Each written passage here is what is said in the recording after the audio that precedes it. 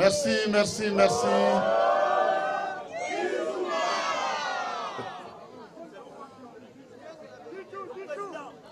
À Sésame, Mbolani, 20.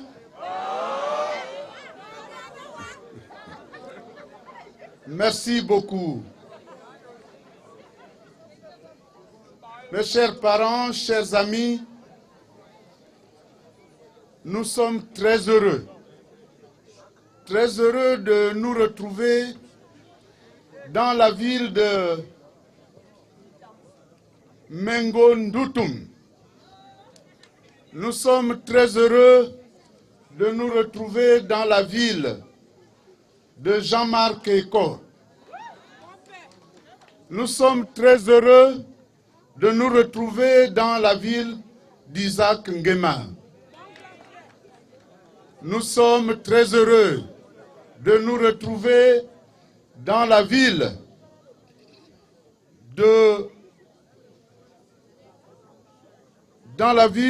de Simon Oyonaba.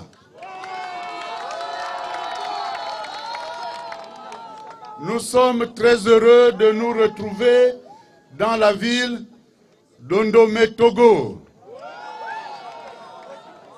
Nous sommes très heureux de nous retrouver dans la ville de Bengononsi. Et enfin, nous sommes très heureux de nous retrouver dans la ville de René Ndemezo-Obiang.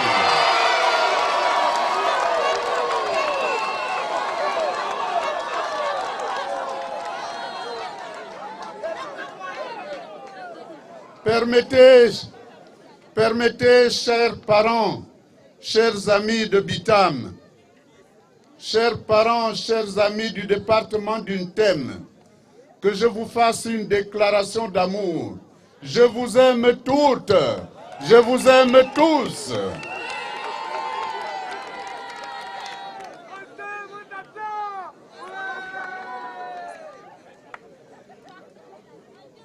Nous sommes venus ici ce jour pour vous dire 2 à 3 choses.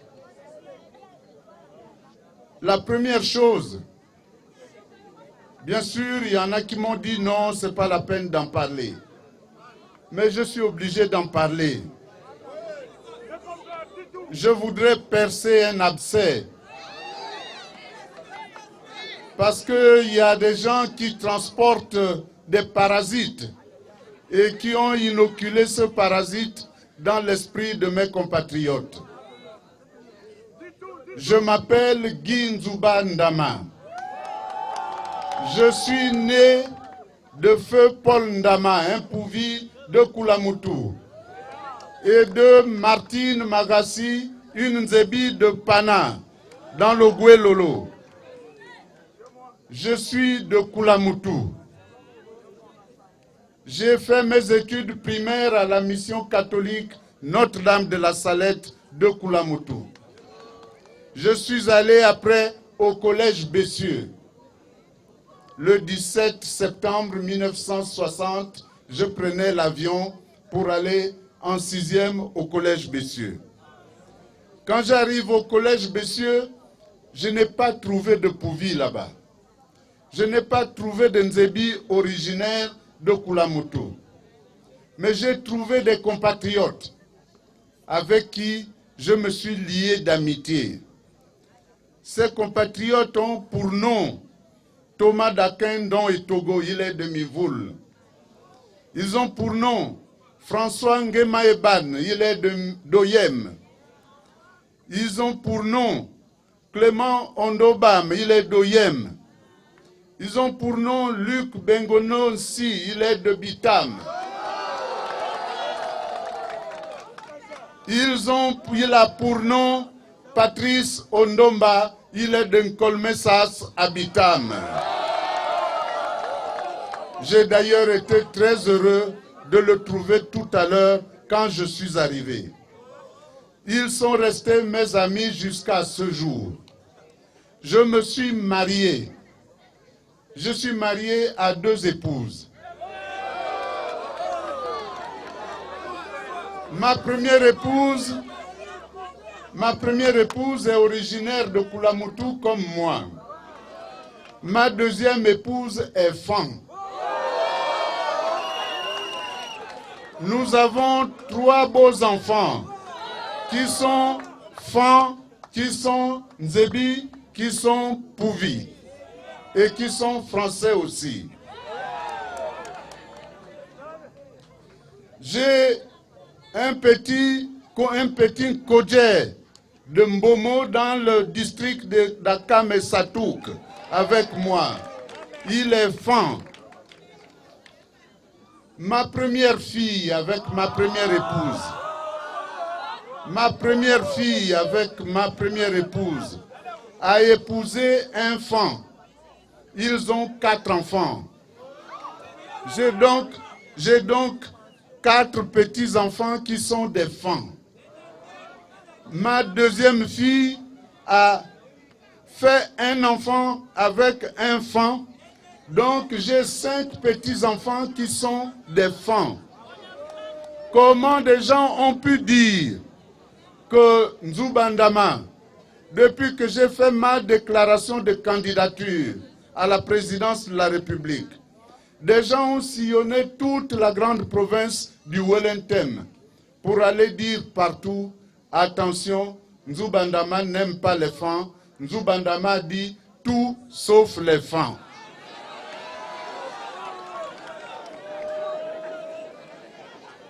Alors, écoutez-moi s'il vous plaît. Je ne suis pas celui-là qu'ils sont venus présenter. Si je devais être celui-là, je n'aurais pas eu le toupet et le courage de dire que je vais être candidat à la présidence de la République parce que je saurais qu'automatiquement, 30 à 40% des Gabonais ne voteraient pas pour moi. Alors, ceux qui ont fait ça, ce sont les gens qui sont mécontents que j'ai quitté le Parti démocratique gabonais. Ce sont les gens qui veulent perpétuer le pouvoir actuel qui a mis notre pays par terre. Et je ne voudrais pas que notre pays continue à vivre cette situation plus longtemps. Ceci dit, je vais vous dire, mes chers compatriotes, que je suis venu pour me présenter à vous, pour que vous ne vous disiez pas « Aka, Nzubandama Neve ». Maintenant, je peux répondre « Mani, Meneva ». Donc maintenant, vous m'aurez vu. Vous m'aurez vu. Pourquoi je suis candidat à la présidence de la République? Je dois dire qu'en 2009, j'ai soutenu le candidat Ali Bongo Ondimba. Je l'ai soutenu. Je l'ai soutenu parce qu'il m'avait développé des idées qui m'avaient séduit. Mais à l'exercice du pouvoir, il s'est éloigné de tout ce que nous nous étions dit pendant la campagne.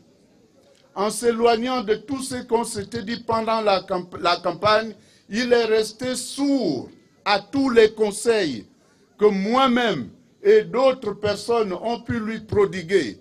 Il a préféré s'entourer de petits venus d'on ne sait où, qui ne connaissent pas le Gabon et qui lui ont mis dans la tête, que c'est grâce au vaudou qu'il est président de la République.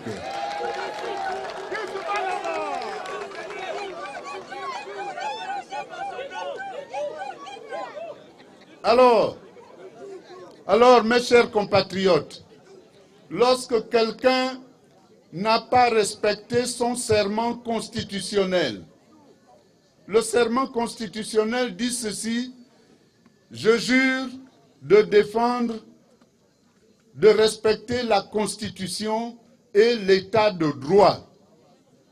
La Constitution, dans son article 10, est claire. l'état de droit, c'est respecter la loi. Le président lui-même a avoué qu'il avait présenté des faux papiers. En démocratie, lorsqu'un président est pris en flagrant délit de mensonge, il doit remettre son tablier, c'est-à-dire qu'il doit démissionner. Or, il ne l'a pas fait. Il ne l'a pas fait, c'est un parjure. Et donc, moi, quand je décide de me présenter à l'élection présidentielle, c'est pour réparer les erreurs commises contre le peuple gabonais. Applaudissez fort. Applaudissez. Djissouma Dabo, président.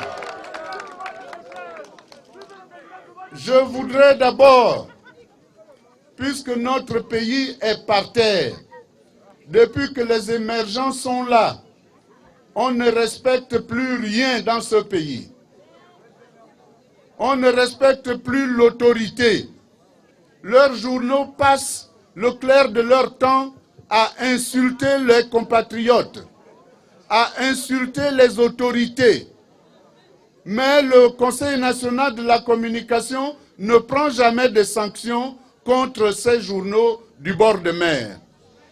Aujourd'hui, l'autorité de l'État est par terre.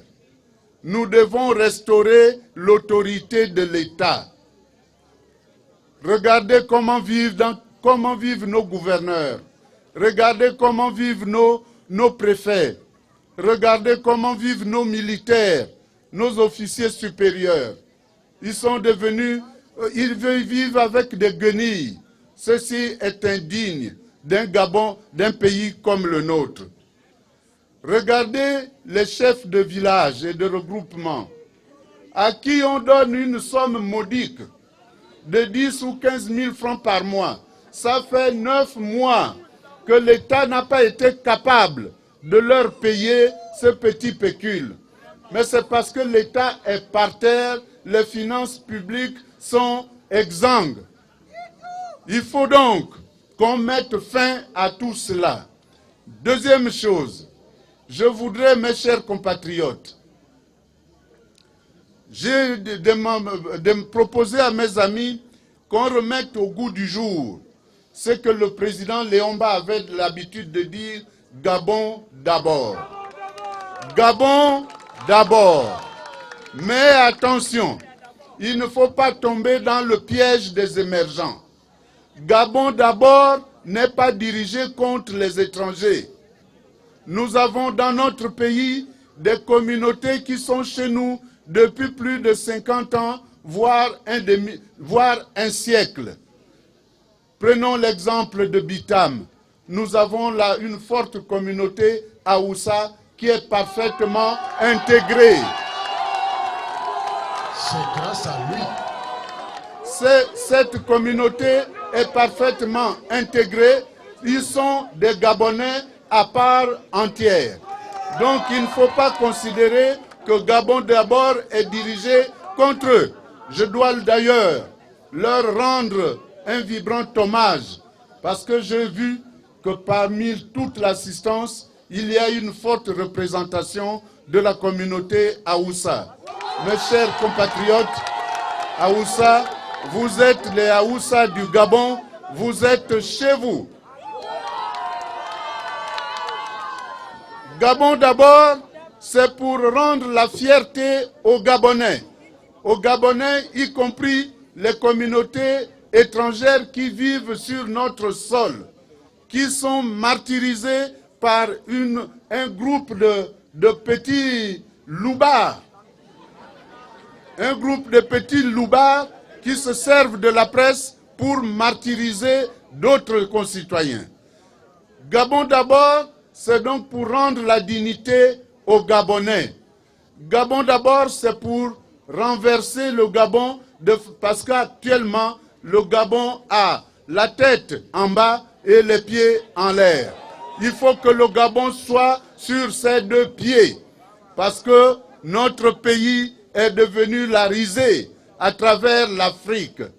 Le Gabon Libreville en particulier, qui était le lieu de rencontre, de rencontre internationale.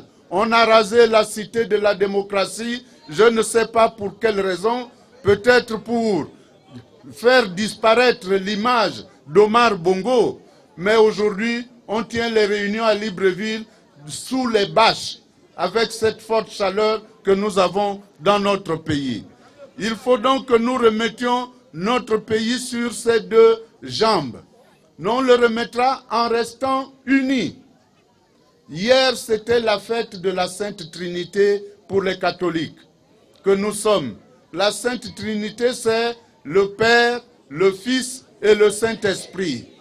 Au Gabon, que tu sois Fan, que tu sois Kota, que tu sois Maungwe, que tu sois Ndassa, ou Kaningi, ou Massango, ou Eshira, tu es avant tout Gabonais. Donc nous devons rester unis. D'ailleurs, les armoiries de la République disent bien en latin « uniti progrediemur », c'est-à-dire c'est unis que nous progresserons. Si nous sommes divisés, nous ne pourrons pas progresser, nous allons régresser. Or, les émergents ont passé 7 ans à nous diviser.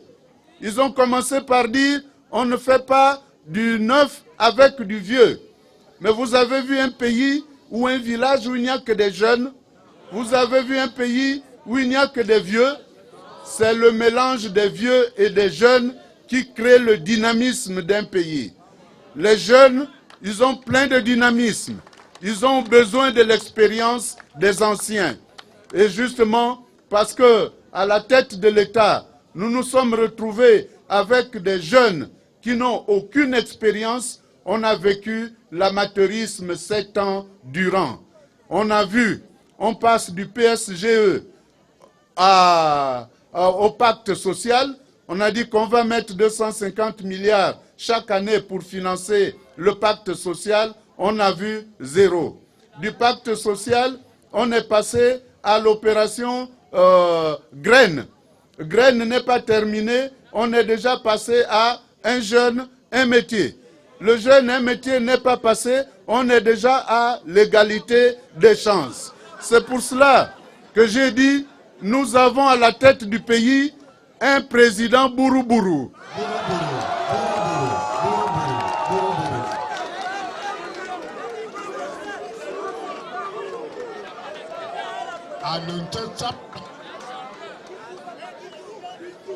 Bouroubouroux, c'est celui qui ne sait rien faire. Il touche à tout. Il se dit, je vais essayer partout, peut-être que ça finira bien par réussir. Mais nous ne pouvons pas laisser notre pays entre les mains d'un Bouroubouroux pendant plus longtemps. Nous voulons donc il faut que nous soyons unis. Il faut que les Gabonais se remettent au travail lorsque nous aurons réussi à reconquérir le pouvoir d'État. Parce qu'aujourd'hui, ce n'est plus le mérite qui permet d'accéder à certaines fonctions. Il faut assumer certaines pratiques. Il paraît que pour certains, il faut se courber à chaque fois pour avoir accès à certaines fonctions.